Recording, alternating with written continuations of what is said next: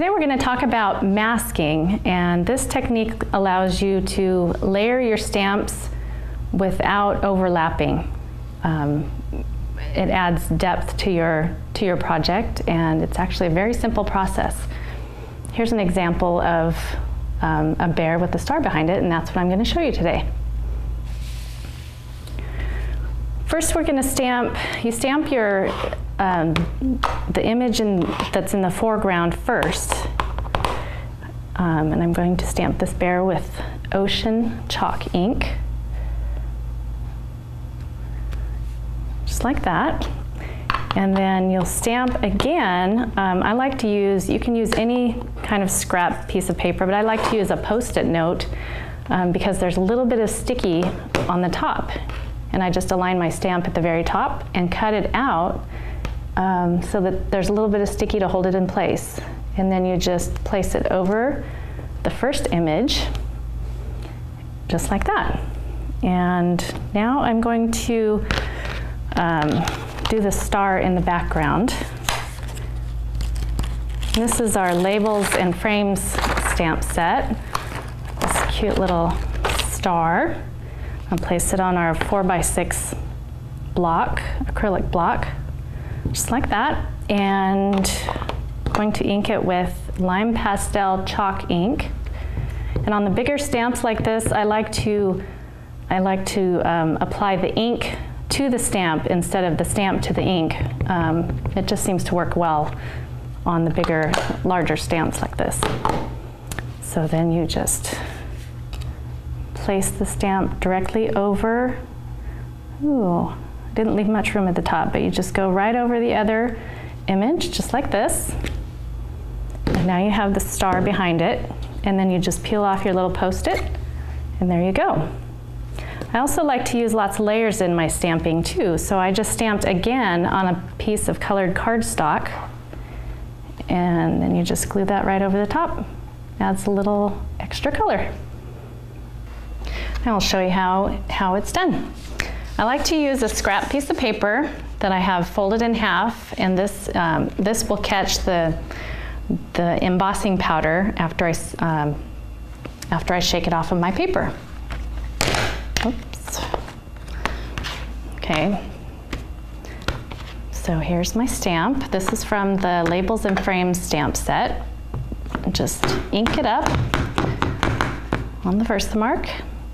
Stamp it on the paper.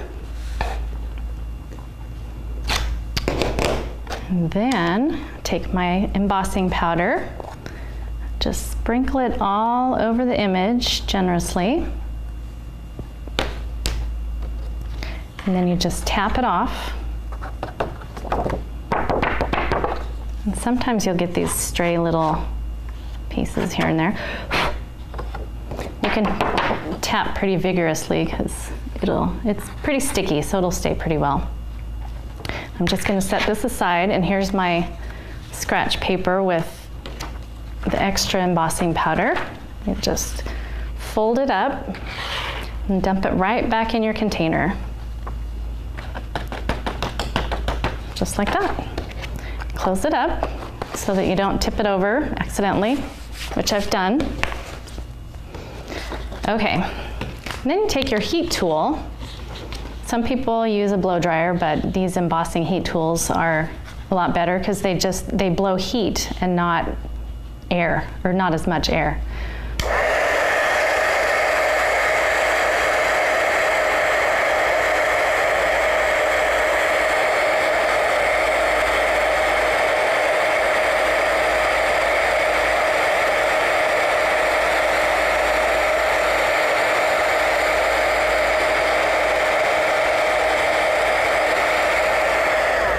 You might have noticed that I kept moving the heat gun back and forth because you don't want to stop it in one place or it'll burn your paper.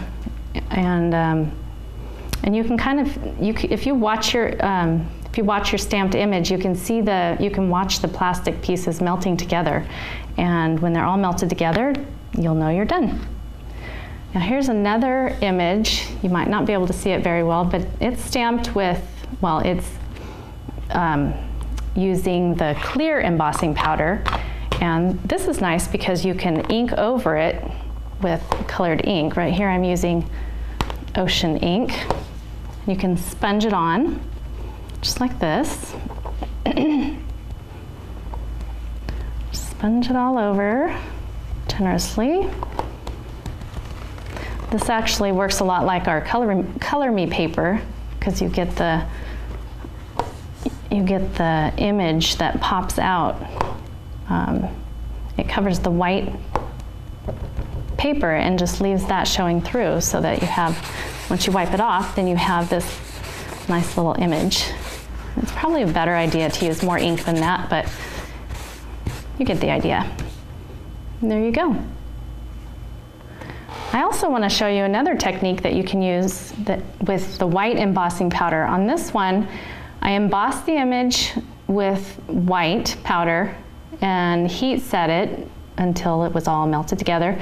And then you take the same stamp with the same embossing, the same Versamark pad, and stamp right over it, just slightly offset, so you get this little shadow right here. The embossing ink will create this sort of watermark and give you a little shadow, making it look more 3D.